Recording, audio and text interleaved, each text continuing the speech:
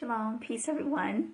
So this evening we're going to be talking about too many options. So I'm still speaking about submission. So this is the last video that's connected to submission, which means for those who didn't catch the previous videos, it means to come under the plan. And I want to speak about having too many options, right?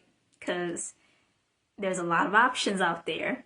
I think about living in a certain culture and living in a community.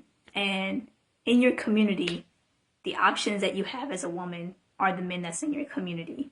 But living in this Western society, in this Western world, there's a lot of different people from many different backgrounds and cultures that come here. So it's a lot of different options. And not only that, there's a lot of different options for women to pick from. And I just was thinking about choice overload. So I don't know if anybody has ever heard of that term, but it's I'm gonna just read what it is. It's a cognitive impairment that occurs during a decision-making process when we are presented with too many options we cannot easily choose between. So it's a psychology term.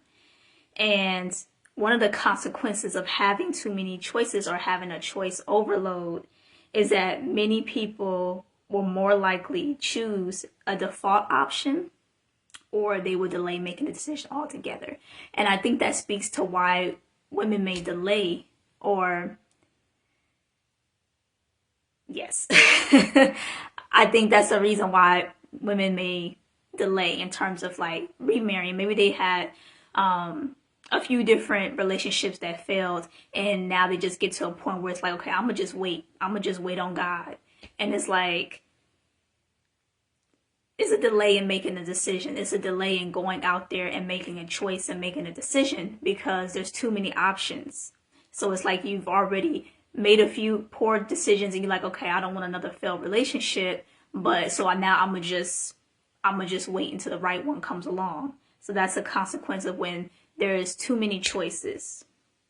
And what I also read was that a way to counteract having too many choices is to simplify the number of options or the attribute of the options. A lot of times people or women, they have like a lot of, I won't say women, a lot of females, they have different options of what they want to choose from. This man has to have this man has to have that. And I think we kind of know what those things are. They have to be tall, they have to be not too big, they have to have a lot of money, all of these different attributes and values, right?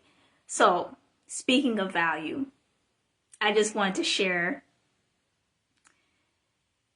I noticed that a lot of times when it comes to unhealthy relationships, like relationships that failed, it was due to an unhealthy dynamic. It's a dysfunctional dynamic in some form or fashion. And I just thought about like, when we start relationships, what are your principles? What are your values going into the relationship? A lot of times people say like, well, I got with this person, they wasn't who I thought they were in the beginning, and I grew and I no longer wanted to be with this person anymore.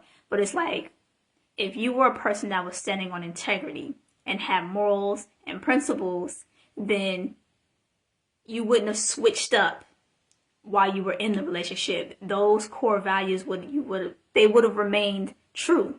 They would have remained constant. That's who you are. That's your integrity. Those are your principles. Those is what you value, is what you stand on. So when someone says like, okay, I grew and I evolved inside of the relationship, well, that just goes to show that before you got into that relationship, your character wasn't right. You didn't have proper character, because if you were standing on those principles, then you would have picked someone who was in alignment with that. And if we are picking people who are in alignment with our core values, then, and those things don't change, then you won't just end the relationship or destroy the relationship.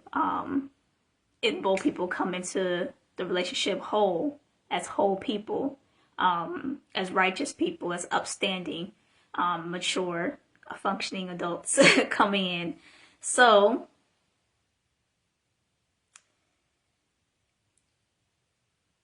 that's pretty much it. So when it comes to having so many choices, it's a problem.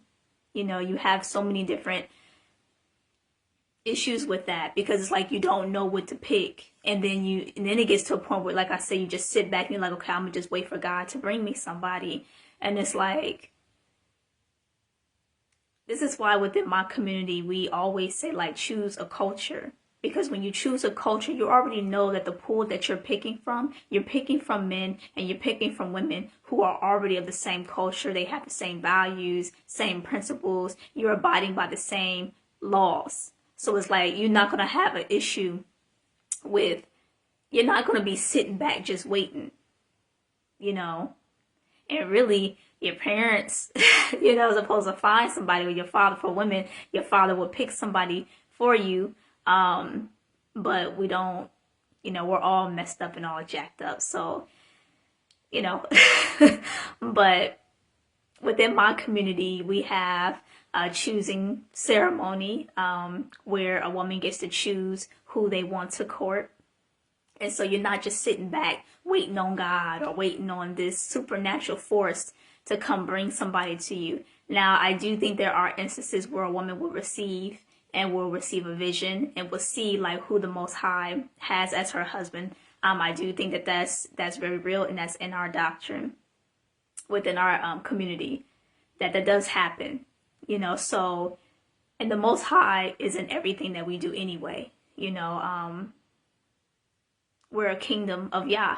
And so we're serving the kingdom of Yah. So everything that we do, Yah is present. So I say that to say, it's just easier when you have chosen a culture, and it eliminates some of those options, like I was saying. So you don't have that choice overload because you eliminated certain options that don't need to be there. They really don't need to be there. And then I just want to make sure that I'm touching on every single point and thought that is coming that I wanted to speak on, just so that I am communicating very clearly and very directly to what I'm trying to share, and that having too many options creates problems for women. And it also hurts, like, who wants to continuously go through heartbreak? Like, who wants to continue to do that? I don't think anybody likes the way that feels, to go through a heartbreak one time, but to go through it multiple times. Who wants to do that? I don't think anybody likes that pain that comes along with that. So wouldn't it be nice just to get it right the first time? So for any younger sister out there listening, how you get it right the first time is by making sure that you're a whole and complete person. How do you make sure you're a whole and complete person? Are you abiding by the laws of the Most High Yah? Are you really abiding by them? Really? Because there's a lot of groups I see on Facebook, these Hebrew Israelite groups. And a lot of it is just broken people. I see a lot of broken people in these groups. A lot of broken people. I don't see true Hebrews at all.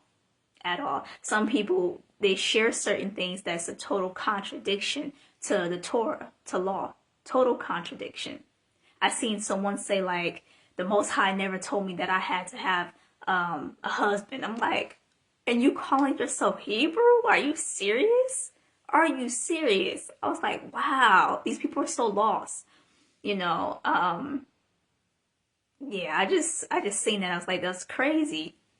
But it just goes to show you can't just slap a label and say, I'm Hebrew, right? But you have a whole bunch of dysfunction inside of your brain. You're not even coming as a whole person, law-abiding person, ready to conjoin with your divine mate. You're not even ready. You're not even ready.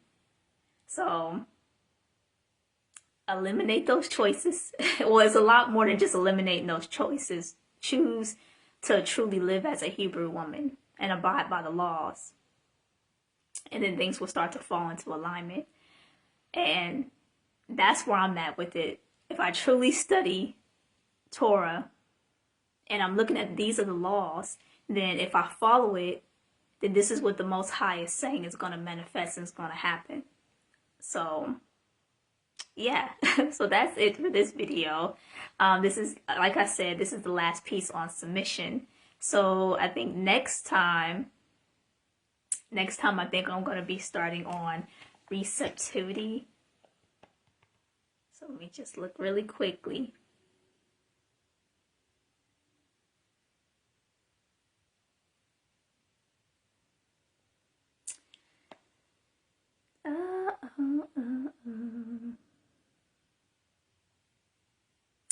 I can't find the title.